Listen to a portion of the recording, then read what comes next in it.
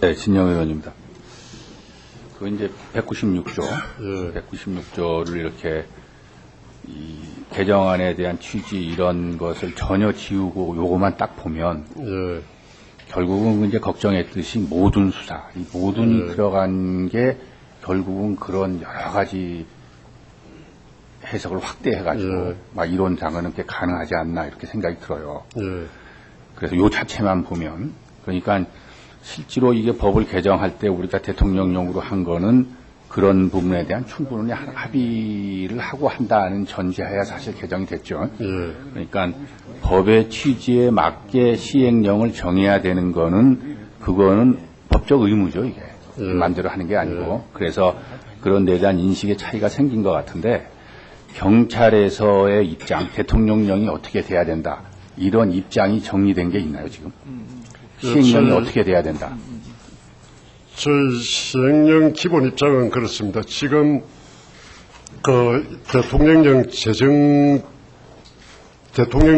대한 경찰 기본 입장은 196조 2항에 의해서 수사 주체로서 인정받았던 이런 사실, 또 그리고 이 국회에서 법무부령을 대통령령으로 이제 바꿔서 법무부의 일방이 아닌 우리 경찰과의 그 협력을 통해서 구체적인 시행령을 제정해야 된다는 그런 취지, 또 지금 수사 현실에서 법하고 현실하고 괴리된 그런 부분, 이걸 반영하는 그런 대통령령이 제정돼야 된다는 그런 기본 입장을 가지고 있습니다. 그러니까 이 법의 취지에 맞게 대통령령이 정해지려면 물론 이제 협의가 충분히 돼야 되겠죠. 협의가 충분히 되면 협의를 하려면 검찰은 검찰안이 있을 거고 경찰은 경찰안이 있을 거란 말이죠. 그러니까 그 경찰안이 지금 정확하게 나와 있나요? 이렇게 해야 저희 된다. 총리실에 다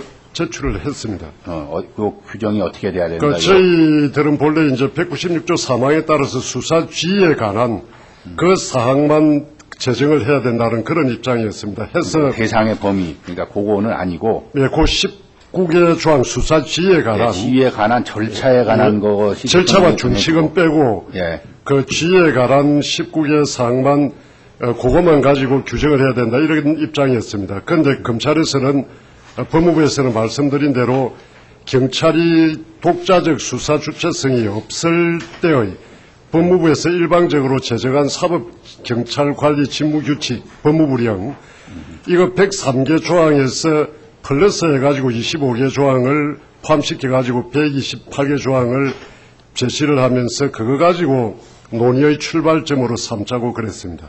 그래서 이제 저희들이 밀고 땡기고 그러다가 이제 검찰청 안을 가지고 협상 테이블에 앉아서 그거 가지고 이제 가감하다 보니까 이런 결과를 가져온 거라고 생각합니다. 그래서 결국은 이제 입법할 때 정확하게 그런 걸 다 내사 문제랄까. 내사라는 거는 수사는 법률 용어지만 내사는 법률 용어가 아니잖아요. 그러니까 이 정의를 찾아볼 수가 없다고.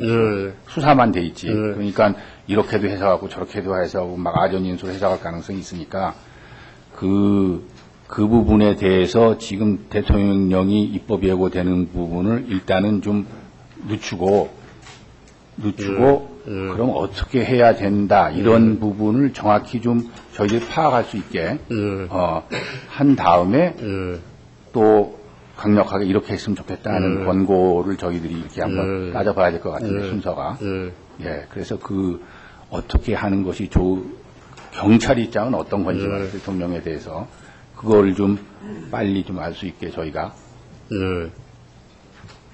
저희한테 좀 알려줬으면 좋겠는데요. 예, 알겠습니다. 그래서 그걸 듣고 양쪽이 어떻게 협의가 되고 어떻게 결정이 되는 게 좋겠는가는 판단할 수 있도록. 예, 잘 알겠습니다. 그래도 말씀드리지만은 내사는 수사가 아닙니다. 저희 경찰이 쭉 그렇게 생각을 해왔고 검찰에서도 그걸 인정을 했습니다. 다만 수사 전 단계라고 할지라도 국민의 그런 이 권리 침해 가능성이 있는 강제 조치에 대한 대인적 대물적 강제 조치에 대해서는 건건별로 저희들이 검찰 통제를 받아왔습니다.